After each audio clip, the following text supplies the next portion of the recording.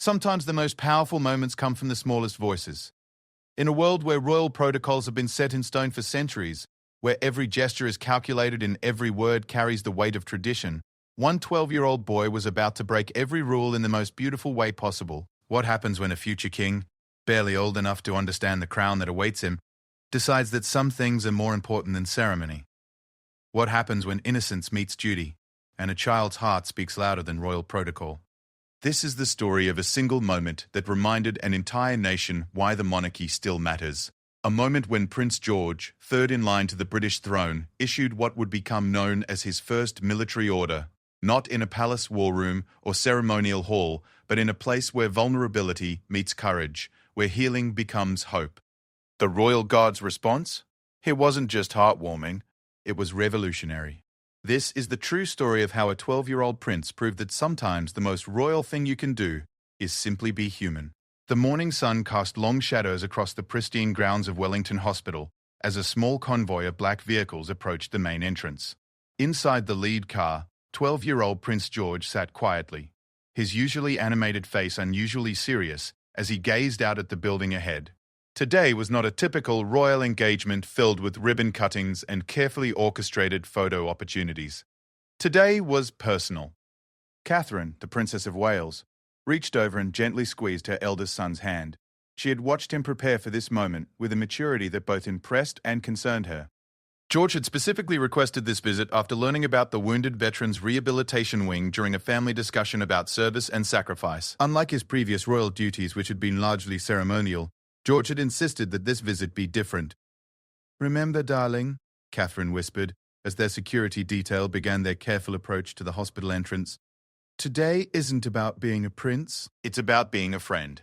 George nodded, straightening his shoulders in a gesture that reminded everyone present of his grandfather, King Charles, and his late great-grandmother, Queen Elizabeth. But there was something uniquely his own in the way he carried himself, a blend of royal bearing and genuine boyish enthusiasm that had already begun to capture the public's imagination. The hospital's chief administrator, Dr. Margaret Thornbury, had been preparing for this visit for weeks. Royal visits were nothing new to major hospitals, but this one felt different from the moment the initial request came through. Rather than the usual carefully scripted tour with pre-selected patients and sanitized conversations, Prince George's team had made an unusual request. They wanted an authentic experience, with minimal protocol and maximum interaction. As the royal party entered the hospital, George immediately noticed something that his security team and the hospital staff had hoped he might overlook. In the rehabilitation wing's main corridor, a young veteran was struggling with his wheelchair, clearly frustrated as he attempted to navigate around a piece of medical equipment that had been temporarily placed in the hallway. Without hesitation, and much to the alarm of his protection officers, George broke away from the official group and approached the veteran.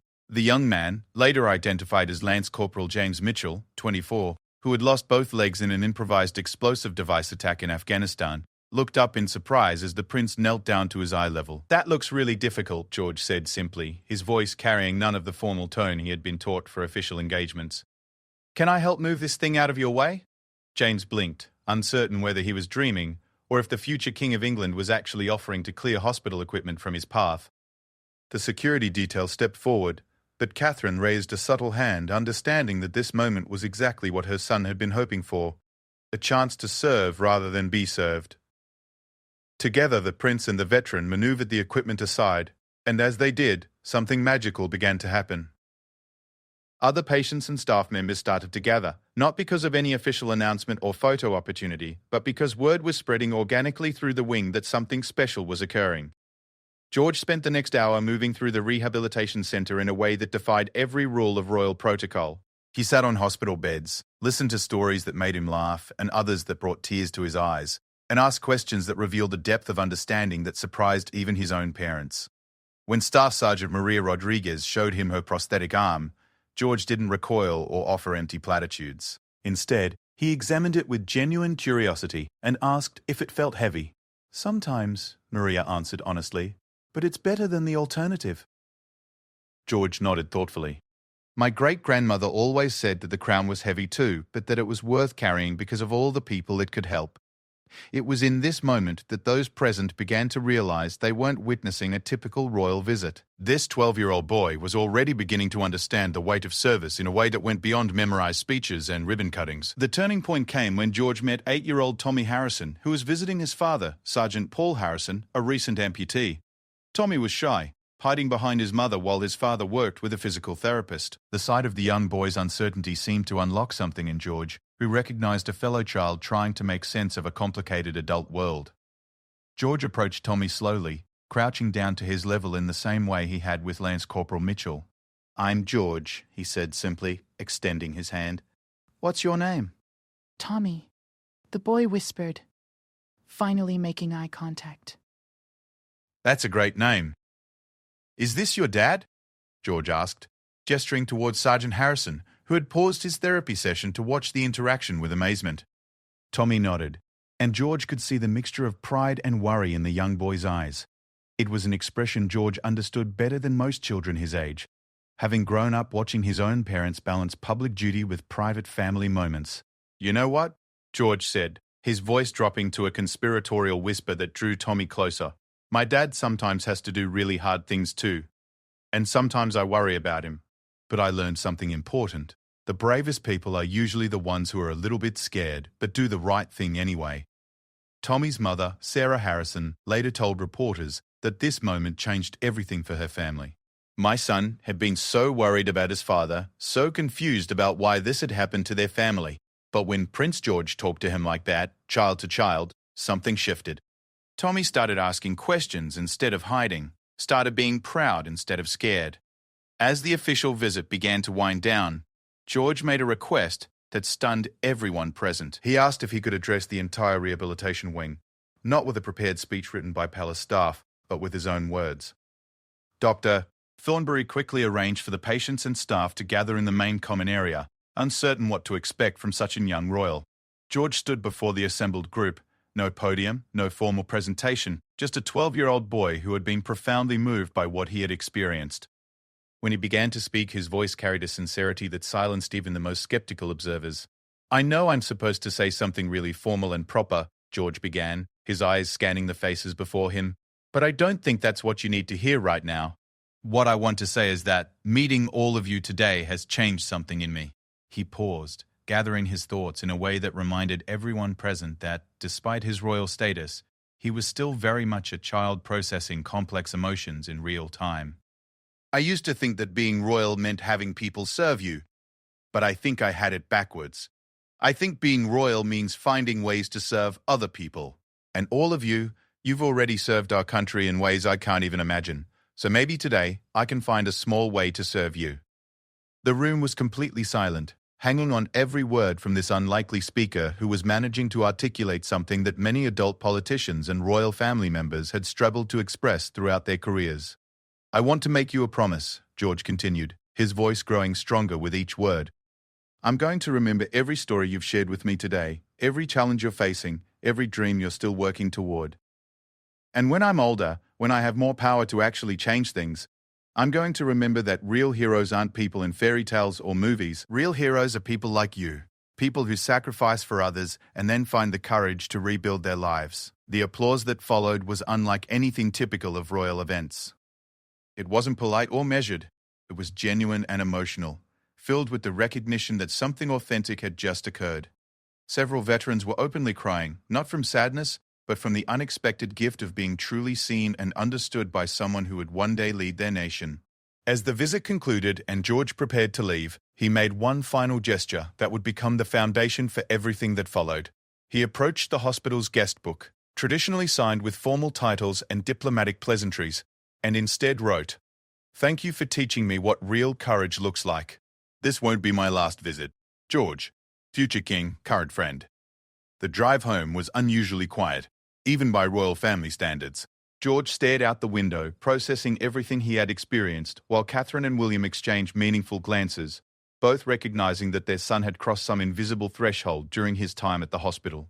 Finally, George broke the silence with a question that would prove to be prophetic. "Mum, when someone is hurting and needs help, do royal rules matter more than just being kind?" Catherine's answer was immediate and firm. "Never, darling. Kindness always comes first." George nodded, filing this confirmation away in his growing understanding of what his future role would really mean.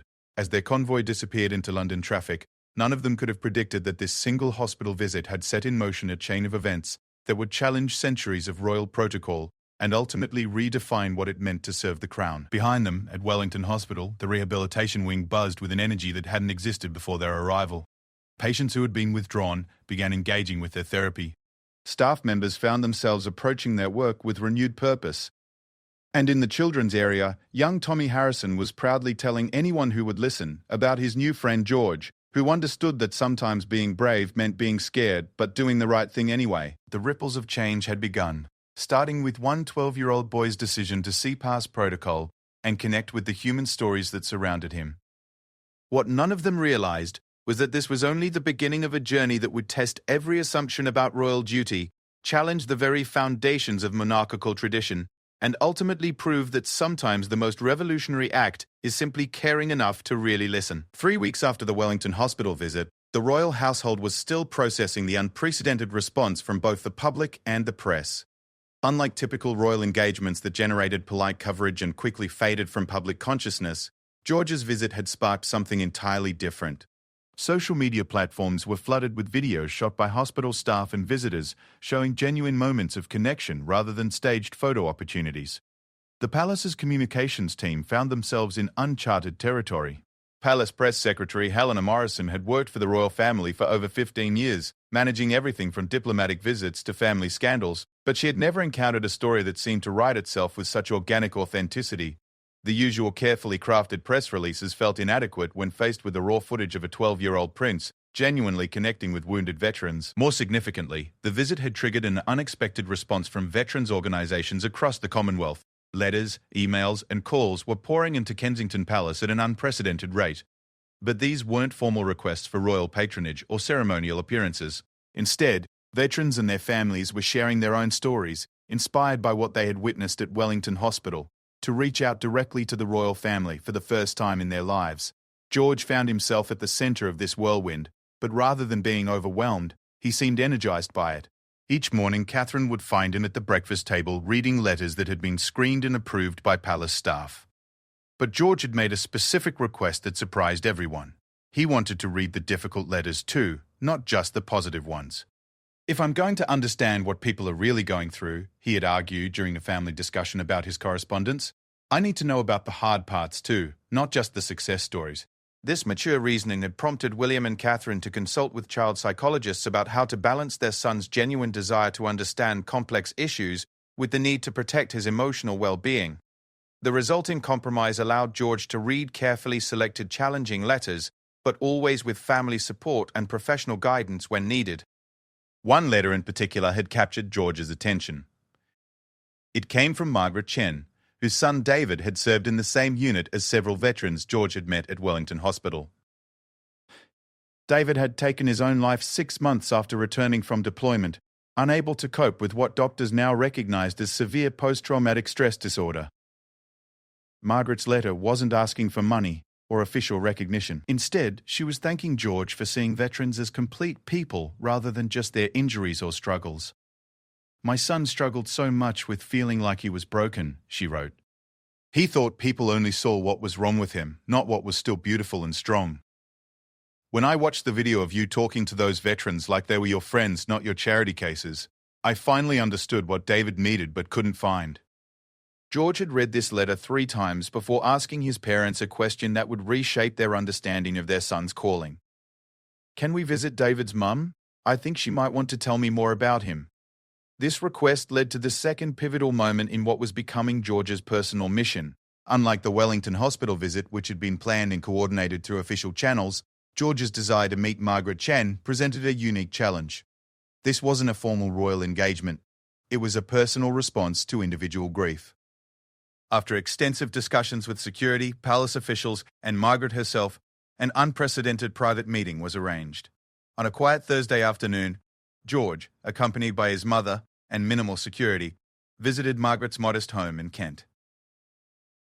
What transpired during this 3-hour visit would later be described by those present as one of the most moving encounters they had ever witnessed. Margaret had prepared for the visit with nervous energy, uncertain what to expect from a royal visit to her suburban home.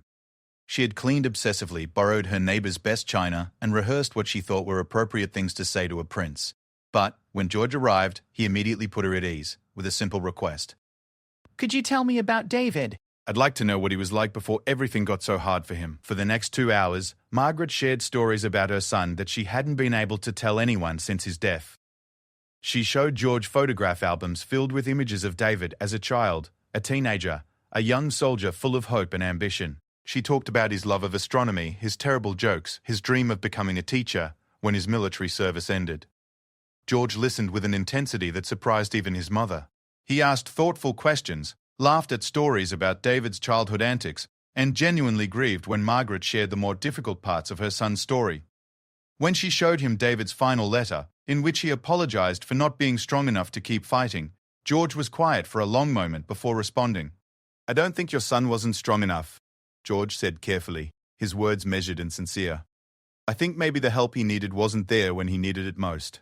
And that's not his fault, and it's not your fault. That's something that needs to be fixed."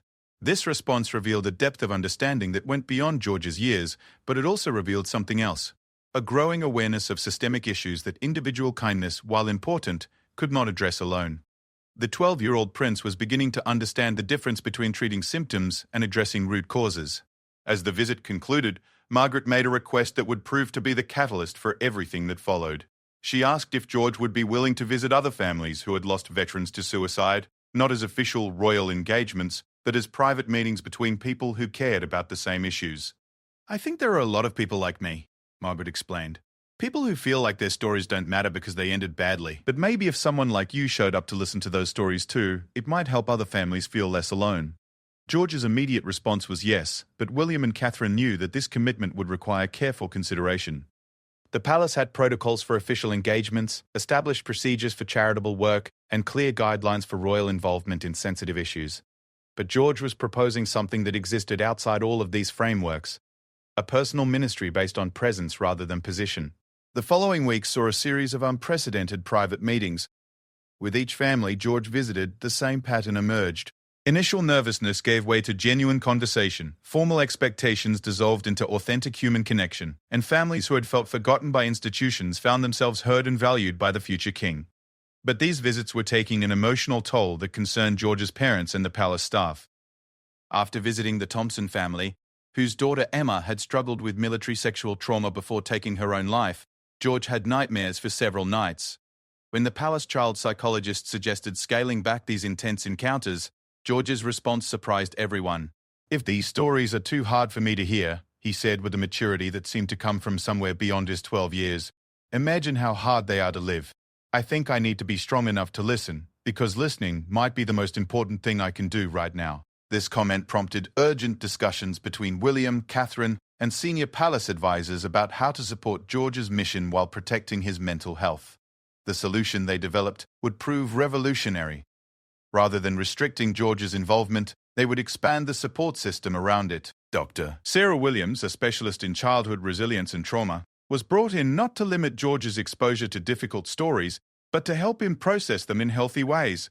A team of veteran support specialists was assembled to ensure that families who opened their hearts to George received ongoing professional support beyond his visit. Most significantly, palace officials began developing what would become known as the George Protocol, a new framework for royal engagement that prioritized authentic relationship building over traditional ceremonial functions. The transformation in George himself was becoming apparent to everyone around him. Teachers at his school noted increased maturity and empathy in his interactions with classmates. Palace staff remarked on his growing ability to connect with people from all backgrounds during official events. Most tellingly, George had begun asking different questions about his future role. Instead of typical concerns about ceremonial duties or public expectations, George's questions focused on systemic change and institutional responsibility. "When I'm older," he asked his father during one of their regular walks through Windsor's grounds, "will I be able to change laws that hurt people, or will I just have to shake hands and make speeches?" William's answer would prove prophetic. "The monarchy's power isn't in making laws, George. It's in drawing attention to what matters and inspiring other people to make the changes that need to happen." This conversation sparked another evolution in George's thinking. If his role was to draw attention and inspire action, then his current activities were already serving that purpose, but they could serve it more effectively with broader reach and systematic support. The breakthrough came during a conversation with Colonel James Patterson, a retired military officer who had been quietly advising the palace on veteran affairs since George's first hospital visit. Patterson had watched George's growing involvement with a mixture of admiration and professional concern. "Your Royal Highness," Patterson said during a private meeting, "what you're doing with individual families is extraordinary. But there are thousands of families just like the ones you've met. You can't visit them all personally, but you might be able to do something that reaches all of them." When George asked what that might be, Patterson's suggestion was both simple and revolutionary. What if you gave those families a way to serve others? What if meeting you wasn't just about being heard, but about being empowered to help the next family going through the same thing? This conversation would lead directly to what became known as George's first military order, though he would never describe it in those terms himself. Instead, he would simply call it the obvious next step in a journey that had begun with a single hospital visit and grown into something that would challenge every assumption about royal duty and democratic service. The stage was set for a moment that would test not only George's growing understanding of leadership, but also the royal family's willingness to support a 12-year-old's vision of what monarchy could become in the 21st century. The ripples that had started at Wellington Hospital were about to become waves that would reach far beyond the walls of Kensington Palace. The morning of November 11th started like any other Remembrance Day in the royal calendar. With centuries-old traditions carefully choreographed down to the minute, the royal family would attend the service at the cenotaph, lay wreaths in solemn ceremony, and participate in the time-honored ritual of national remembrance. But as George prepared for the day's events, he carried with him a secret that would transform this ancient tradition into something unprecedented. For weeks, George had been working on what he privately called his project, with a discretion that impressed even the palace security staff. Using the relationships he had built through his hospital and family visits, George had quietly organized something that existed entirely outside official royal protocol. With the help of Margaret Chen, the Harrisons, and several other military families, he had arranged for a gathering that would take place immediately after the official Remembrance Day ceremonies. Catherine noticed her son's unusual nervousness as they prepared to leave Kensington Palace. Throughout his recent unconventional royal activities, George had maintained a remarkable composure. But today, something felt different.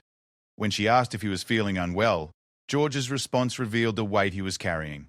"I'm not sick, Mum, but I think today might change everything," he said, his young voice carrying a gravity that made Catherine pause her own preparations. "I hope I'm doing the right thing." The official ceremony proceeded with its traditional precision. George stood with his family as the nation observed 2 minutes of silence, participated in the wreath-laying with appropriate solemnity, and fulfilled every expected protocol of his royal role. But those who knew him well noticed something different in his bearing, a sense of anticipation that went beyond ceremonial duty. As the official events concluded and the royal family prepared to return to their private ceremonies, George made an unexpected announcement to his parents. "I need to go somewhere else now," he said, his voice steady despite the magnitude of what he was proposing.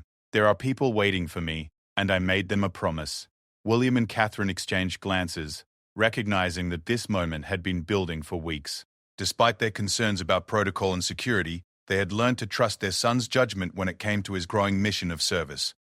After a brief consultation with their protection officers, they agreed to accompany George to his mysterious destination. The location George had chosen was simultaneously perfect and problematic from a security standpoint. The Royal Hospital Chelsea, home to the famous Chelsea pensioners, provided a historically appropriate venue for a Remembrance Day gathering, but the event George had organized bore no resemblance to typical royal visits. In the hospital's main hall, more than 200 people had gathered, not the carefully vetted guest lists typical of royal events, but a self-selected community of military families, veterans and supporters who had connected through George's informal network of relationships. They had come not because of official invitations or ceremonial expectations, but because a 12-year-old prince had personally asked them to be there. As George entered the hall, the atmosphere was unlike anything his security detail had encountered. Instead of formal presentations and scripted interactions, the gathering had the feeling of a large family reunion, emotional, chaotic, and completely authentic. Veterans in wheelchairs sat next to Gold Star mothers. Recently returned soldiers mingled with families who had lost loved ones to suicide. And throughout the crowd, the common thread was not rank or status, but shared experience and mutual support. Margaret Chen approached George as he made his way through the crowd. her face showing a mixture of pride and nervousness. "Are you sure about this, George?" she asked quietly. "Once you say what you're planning to say, there's no taking it back." George's response demonstrated the depth of consideration he had given to this moment. "Mrs. Chen, I've been thinking about this for weeks. I've talked to my parents, I've talked to the families, and I've talked to veterans who understand what this might mean. But most importantly, I've talked to my conscience, and it's telling me that sometimes doing the right thing means breaking the rules." The moment that would later be remembered as George's first military order began not with fanfare or formal announcement, but with a simple request for attention. Standing in the center of the hall, without a podium or prepared remarks, George asked for a moment of quiet. "I know this isn't how these things usually work," he began, his voice carrying clearly through the suddenly silent hall. "Royal events are usually planned months in advance, with proper protocols and official announcements. But I think sometimes the most important things happen when you stop planning and start responding to what people actually need." The crowd listened with an intensity that created an almost electric atmosphere. This wasn't a speech being delivered to them, it was a conversation being shared with them. "Over the past few months, I've met families who have given everything for our country and then felt forgotten by the very institutions they served.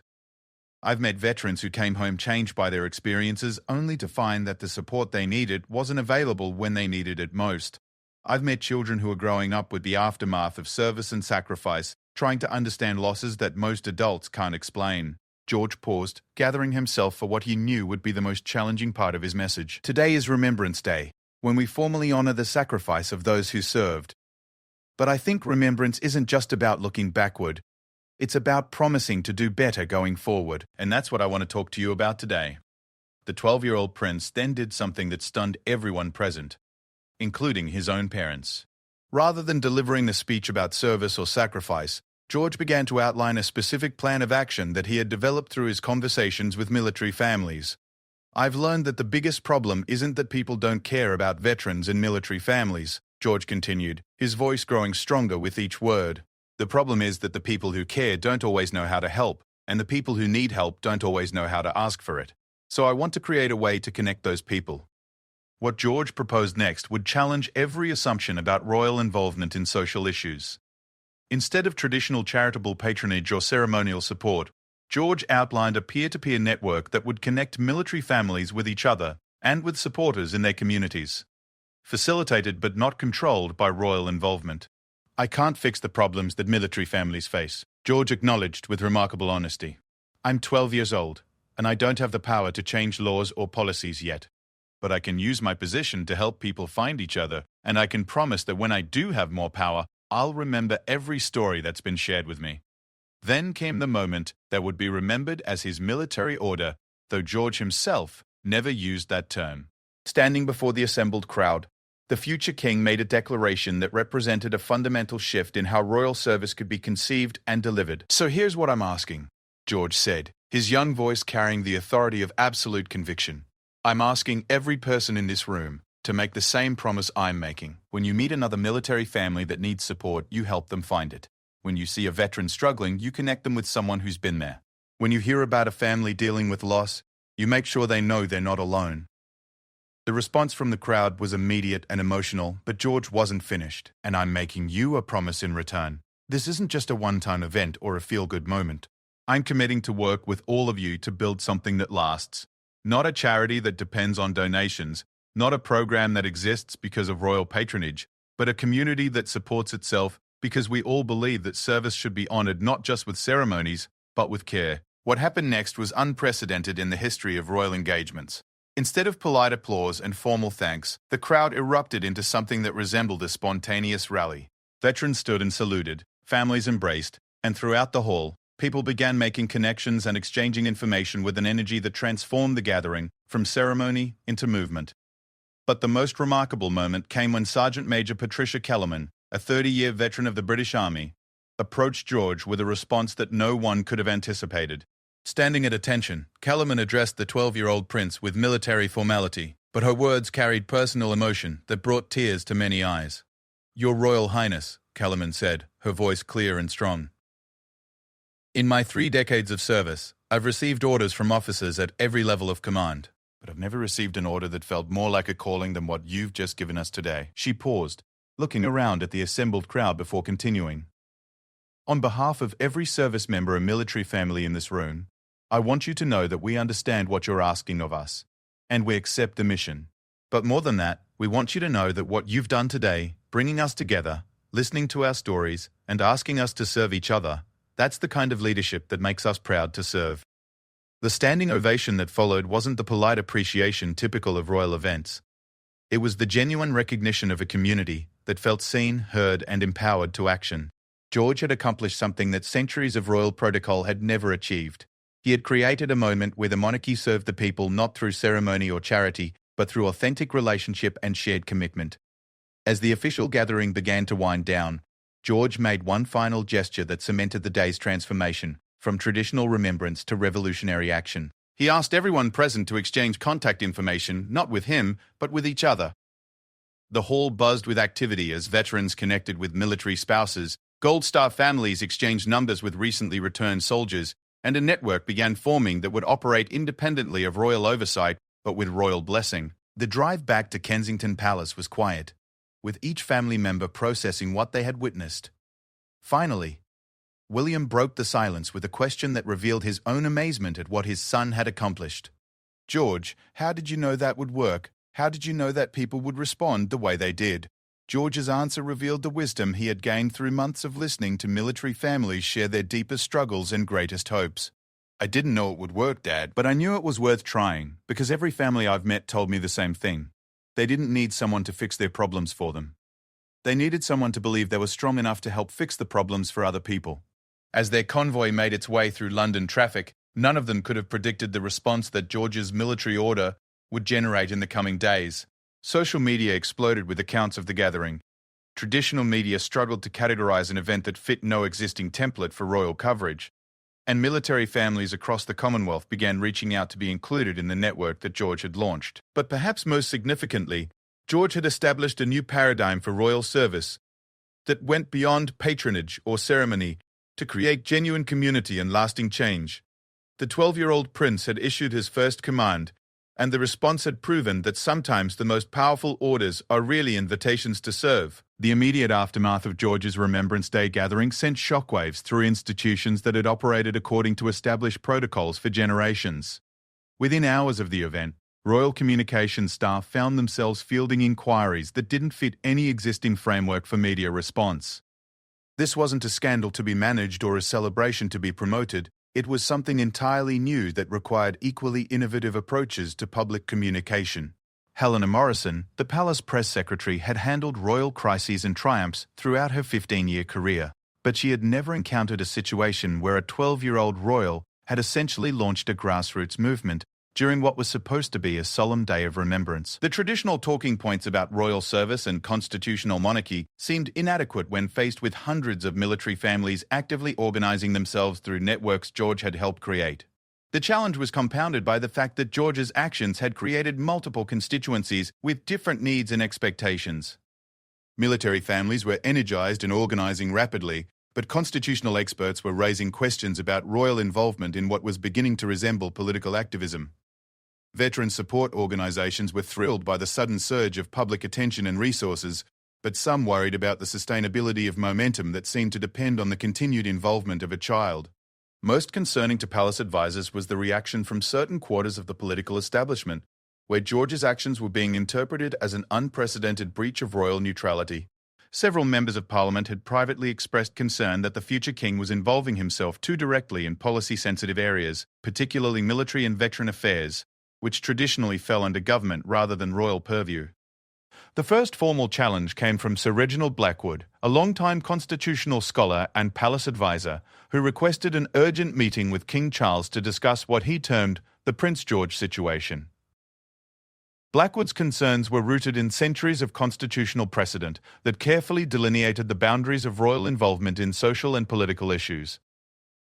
"Your Majesty," Blackwood argued during the private meeting, "while Prince George's intentions are admirable, his actions risk setting precedents that could seriously compromise the monarchy's constitutional position. If a 12-year-old royal can organize political movements around military policy, what prevents future royals from involving themselves in any issue that captures their attention?" King Charles found himself in the delicate position of balancing constitutional concerns with family pride. He had watched his grandson's evolution with deep admiration, recognizing qualities of leadership and empathy that suggested George might indeed become an exceptional monarch. But he also understood the legitimate concerns about preserving the careful balance between royal influence and democratic governance. The conversation that followed between grandfather and grandson would prove crucial to everything that followed. Charles approached George with the directness that had characterized their relationship since George was old enough for serious conversations, but also with the weight of constitutional responsibility. "George," Charles began during one of their regular walks through the gardens at Highgrove, "I want you to understand how proud I am of what you've accomplished with military families. Your compassion and leadership have been extraordinary, but I also need you to understand the concerns that some people have about how you've gone about this work." George listened carefully as his grandfather explained the constitutional issues, the historical precedents, and the potential consequences of royal involvement in areas that overlapped with government responsibility. Rather than becoming defensive or dismissive, George asked thoughtful questions that revealed his growing understanding of the complex relationship between monarchy and democracy. "So the problem isn't that I care about veterans," George said finally. "It's that caring about veterans might look like taking political positions about how the government should treat veterans." Charles nodded, impressed by his grandson's ability to grasp complex constitutional concepts. "Exactly. The monarchy's power comes from staying above partisan politics while serving the entire nation. If we're seen as advocating for specific policies or criticizing government decisions, even indirectly, it undermines our ability to serve everyone." George considered this carefully before asking the question that would reshape how the royal family approached his growing mission. "But what if I'm not trying to change government policies? What if I'm just trying to help people help each other better?" This distinction between policy advocacy and community building became the foundation for what palace officials would later call the Windsor Protocol, a new framework that allowed for innovative royal engagement while preserving constitutional neutrality. Working with constitutional experts, legal advisors, and veteran advocates, the palace developed guidelines that would enable George to continue his work while addressing legitimate concerns about royal overreach. The solution was both simple and revolutionary. Instead of stepping back from military family support, George would expand his approach to include multiple constituencies and issues, making clear that his interest was in strengthening community connections rather than advocating for specific policies. The military family network would become the model for similar efforts with other groups, demonstrating that royal service could facilitate grassroots action without directing it. But implementing this solution required navigating significant resistance from unexpected sources. The most vocal opposition came not from constitutional experts or government officials, but from within the military establishment itself. Several senior officers expressed private concerns that George's informal approach to military family support was undermining established chains of command and official support structures. General Sir Marcus Whitfield, former Chief of the Defence Staff, articulated these concerns in a carefully worded letter to the palace that questioned whether George's network was creating parallel structures that could conflict with official military family support programs. "While His Royal Highness's compassion is commendable," Whitfield wrote, "military families need disciplined, professional support systems, not well-intentioned but potentially chaotic grassroots networks that may promise more than they can deliver." This criticism stung because it came from people George respected and whose service he honored. Rather than dismissing these concerns or defending his approach, George requested meetings with military leaders to better understand their perspective and find ways to align his efforts with existing support structures.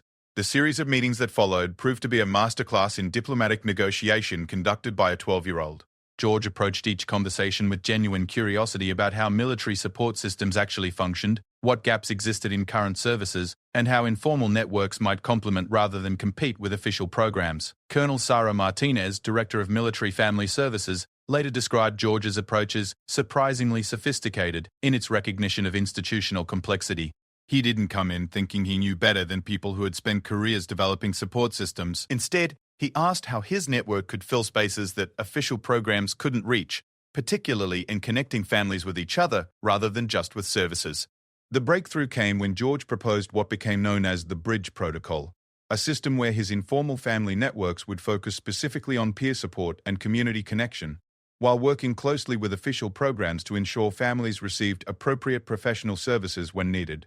Rather than competing with military family support structures, George's network would serve as a complement that could identify needs and facilitate connections that formal systems might miss. This collaborative approach began to win over skeptics within the military establishment, but it created new challenges with veteran advocacy organizations that had initially celebrated George's involvement. Some advocates worried that working too closely with official military structures might constrain the network's ability to address systemic problems or advocate for policy changes. The tension came to a head during a meeting with representatives from several veteran organizations who had been hoping George's network would become a more activist platform for challenging government policies on veteran care. When George explained his commitment to constitutional neutrality, several advocates expressed disappointment that he wasn't willing to use his platform more aggressively. Your Royal Highness, said David Thompson, director of Veterans United, military families are facing real policy failures that need royal attention to be addressed. If you're not willing to challenge the government on veteran housing, mental health funding, or disability benefits, then what's the point of your involvement? George's response revealed how much his thinking had evolved since his first hospital visit months earlier. Thompson, I understand your frustration and I share your concern about those issues. But I think my role isn't to tell the government what to do, it's to help make sure that the people who are affected by government decisions have strong enough voices and communities that the government has to listen to them. This distinction between direct advocacy and community empowerment became central to how George explained his approach to various constituencies. Rather than using his platform to push specific agendas, he would use it to amplify the voices of people who were directly affected by issues and help them organize their own advocacy efforts. The effectiveness of this approach was tested during the first major challenge faced by George's military family network. In December, news broke that the government was considering cuts to veteran mental health services as part of broader budget reductions. Traditional advocacy organizations immediately began lobbying against the cuts, while military families connected through George's network took a different approach. Instead of formal protests or political pressure campaigns, the network organized a series of community forums where military families could share their experiences with mental health services directly with local members of parliament, military leaders, and healthcare providers. These forums weren't confrontational or political. They were educational conversations that put human faces on policy discussions. The impact was remarkable. MPs who attended these forums found themselves engaged in substantive conversations about policy implementation, rather than receiving talking points from advocacy organizations. Military leaders gained insights into how their families were actually experiencing support services.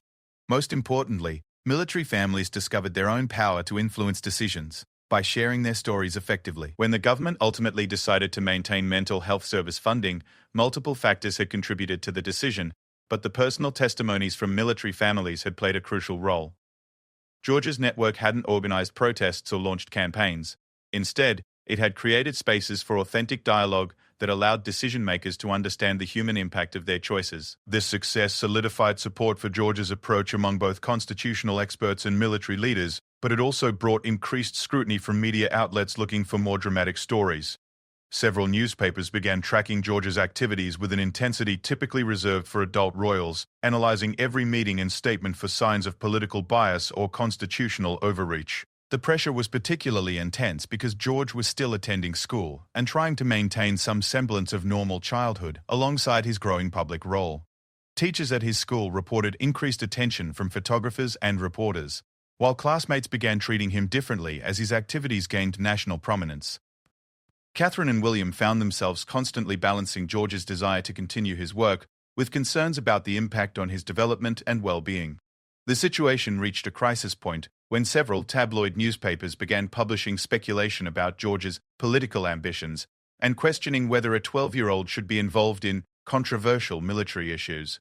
The family's response to this media pressure would prove crucial to whether George could continue his work or would need to step back to protect both his childhood and the monarchy's constitutional position. The stakes had never been higher, and the solutions would need to be as innovative as the challenges they were designed to address. The moment that would define everything came not from palace strategists or constitutional experts, but from an unexpected source: the Royal Guard themselves. For months, the men and women responsible for protecting the royal family had watched George's evolution with professional interest that had gradually transformed into deep personal investment in his mission. These were serving military personnel who understood better than anyone the realities that George was trying to address. They had comrades struggling with post-deployment challenges, families dealing with the aftermath of service, and personal experience with the gaps between official support and actual need. Watching a 12-year-old prince advocate for their community had created bonds of loyalty that went far beyond duty. The catalyst for their response was the mounting media pressure that was beginning to affect George's ability to continue his work. Photographers were following the family more aggressively. Reporters were questioning George's motives and methods, and several commentators had begun suggesting that the young prince was being manipulated by adult advisors with political agendas. Sergeant Major James Crawford, senior non-commissioned officer of the Prince's Protection Detail, had served in 3 combat deployments before joining the royal household. He had watched George's interactions with military families with the eye of someone who had lived those struggles himself. And what he had observed convinced him that the 12-year-old's commitment was authentic and transformative. When media speculation reached the point where it was affecting George's school life and family relationships, Crawford made an unprecedented decision. Without seeking permission from palace officials or royal family members, he began organizing what would become known as the Guards' Response, a coordinated effort by current and former military personnel to publicly support George's work and defend him from unfair criticism. The movement began quietly, with serving personnel and veterans sharing their own experiences with George's network on social media platforms. These weren't official statements or organized campaigns. They were personal testimonies from people whose lives had been directly affected by the connections George had helped facilitate. Lance Corporal Emma Rodriguez, who had been struggling with post-deployment depression until connecting with other veterans through George's network, posted a video that captured the essence of what made the prince's approach different from traditional royal engagement. "I want people to understand what Prince George actually did for military families like mine," Rodriguez said, speaking directly to her phone camera, with an honesty that instantly went viral. "He didn't give us charity or sympathy. He didn't make speeches about our sacrifice or pose for pictures at ceremonies. Instead, he introduced us to each other and asked us to take care of each other. That's not politics, that's leadership." Similar testimonies began appearing across social platforms, each offering specific examples of how George's network had created connections that led to practical support, emotional healing, or simply the knowledge that struggling military families weren't alone. The cumulative effect was powerful because it came from people with no political agenda other than sharing their genuine experiences. But the most impactful element of the Guards' response came from an unexpected source: a group of Chelsea pensioners who had attended George's original Remembrance Day gathering. These elderly veterans, many in their 80s and 90s, had been quietly observing the media coverage with growing concern about attacks on a young man they considered part of their military family. Harold Fitzgerald, a 93-year-old D-Day veteran, had been deeply moved by George's approach to honoring service through action, rather than just ceremony. When he watched television pundits questioning George's motives and methods, Fitzgerald decided that his generation's voice needed to be heard in defense of the young prince. The letter that Fitzgerald and 12 other Chelsea pensioners sent to the Times represented a turning point in public perception of George's work. Written in simple, direct language that carried the authority of men who had served their country for nearly a century, the letter reframed the entire discussion about royal involvement in military affairs. "We write as men who have served under 5 monarchs and witnessed 8 decades of royal duty," the letter began. "In all those years, we have never encountered a member of the royal family who understood military service as clearly as 12-year-old Prince George." The letter continued with specific examples of how George's approach differed from traditional royal engagement, emphasizing his focus on empowering military families rather than simply honoring them. But the most powerful passage addressed the constitutional concerns that had been raised about George's activities. Some have questioned whether a young prince should involve himself so directly in military family affairs. As veterans who have sworn allegiance to the crown, we say this: service recognizes service. Prince George's work with military families isn't political interference, it's royal duty at its finest. He has honored our sacrifice not with ceremonies, but with commitment to ensuring that future generations of military families receive the support they deserve. The publication of this letter triggered an avalanche of support that shocked both palace officials and media commentators. Veterans organizations that had been divided about George's approach united in defending him from criticism. Military family networks across the Commonwealth began publicly sharing stories of how George's model was being replicated in their own communities. Most significantly, serving military personnel began speaking publicly about their support for the prince in ways that highlighted the authentic respect he had earned from their community. But perhaps the most remarkable response came from within the Royal Guard itself. In an unprecedented move, Colonel Patricia Kellerman, commanding officer of the regiment responsible for royal protection, requested a formal meeting with King Charles to address what she termed the duty of military personnel to support Prince George's mission. The meeting that followed challenged every assumption about the relationship between royal service and military duty. Kellerman approached the conversation not as a subordinate seeking permission, but as a military leader advocating for a cause that her personnel had embraced as their own. "Your Majesty," Kellerman began, "the men and women under my command have watched Prince George's work with military families, and they have reached a unanimous conclusion. This young man understands military service better than most adults, and his efforts deserve our support, not just as royal protection officers, but as fellow service members." King Charles listened carefully as Kellerman outlined how George's network had already helped families within their own ranks, how military personnel were volunteering their off-duty time to support the prince's initiatives, and how the entire military community was beginning to see George as not just a royal to protect, but a leader to follow. "What are you proposing, Colonel?" Charles asked, sensing that this conversation was leading towards something significant. Kellerman's response would reshape how the royal family understood both George's mission and their own role in supporting it. "Your Majesty, I'm proposing that we formally recognized what has already happened informally. Prince George has earned the respect and allegiance of the military community through his actions. Rather than trying to constrain his activities to fit traditional protocols, perhaps we should adapt our protocols to support his leadership." The solution that emerged from this conversation was as elegant as it was revolutionary. Instead of treating George's work as an extension of traditional royal charity, the palace would recognize it as a new form of royal service that operated according to its own protocols and principles. Military personnel would be officially encouraged to support George's initiatives during their off-duty time, while maintaining clear boundaries about their professional duties. More significantly, George's approach would become the template for how future royals might engage with communities and causes, emphasizing authentic relationship building over ceremonial appearances. The Windsor Protocol, that had been developed to address constitutional concerns about George's work, would be expanded into a comprehensive framework for 21st century royal service. The formal announcement of this new approach came during a carefully orchestrated event that demonstrated how George had transformed not just military family support, but royal communication itself. Rather than a traditional palace press conference or formal statement, the announcement came through a series of personal testimonies from military families, veterans and service personnel who had been directly affected by George's work. The centerpiece of the announcement was a video message from George himself, recorded not in a formal palace setting, but at Wellington Hospital, where his journey had begun. Standing in the same rehabilitation wing where he had first broken protocol to help a struggling veteran, George addressed the nation with a maturity and authenticity that silenced his critics and inspired his supporters. "I want to thank everyone who has supported the work we've been doing with military families," George began, his voice carrying the confidence of someone who had found his purpose despite his young age. "But more than that, I want to thank the military families themselves, who taught me that real leadership isn't about giving orders or making speeches. It's about listening to people's needs and helping them support each other." George went on to outline how his network had evolved beyond military families to include other communities facing similar challenges of isolation and need for mutual support. The model that had started with veterans was being adapted for elderly citizens, immigrant families, rural communities, and other groups that could benefit from facilitated peer connections.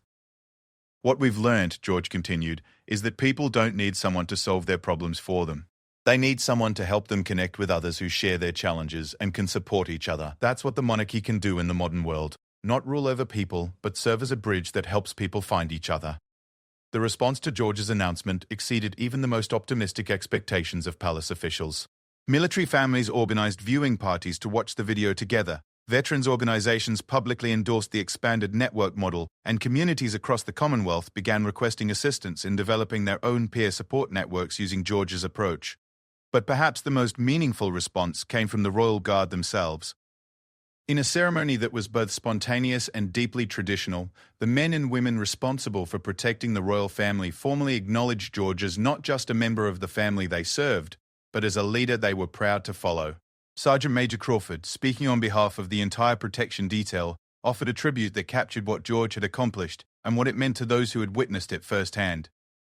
"Your Royal Highness," Crawford said, standing at attention but speaking with evident emotion. "In our careers as military personnel, we have learned to recognize leadership when we see it. We have watched you grow from a curious young boy into someone who understands service better than many adults. Today, we want you to know that you have not just our protection, but our respect, our admiration, and our commitment to supporting the mission you have made your own." The standing ovation that followed wasn't just recognition of a young prince's accomplishments, it was acknowledgement that George had redefined what royal service could look like in the modern world. He had proven that authentic leadership could transcend age, position, and protocol, and that the most powerful orders are really invitations to serve something larger than ourselves. As George stood before the assembled military personnel, veterans and families who had become his extended community, he represented something entirely new in royal history. A future monarch who had earned his authority not through birthright or ceremony, but through genuine service and authentic connection with the people he would one day lead. The 12-year-old prince who had issued his first military order by asking people to care for each other had received a response that would shape both his future reign and the future of the monarchy itself. In a world where leadership was often measured by power and position, George had demonstrated that the greatest authority comes from empowering others to serve each other. The Guards' response had been more than heartwarming. It had been transformational, proving that sometimes the most profound changes begin with the smallest gestures of authentic care and genuine commitment to making life better for others. George had not just found his calling, he had helped an entire institution rediscover its purpose for a new century.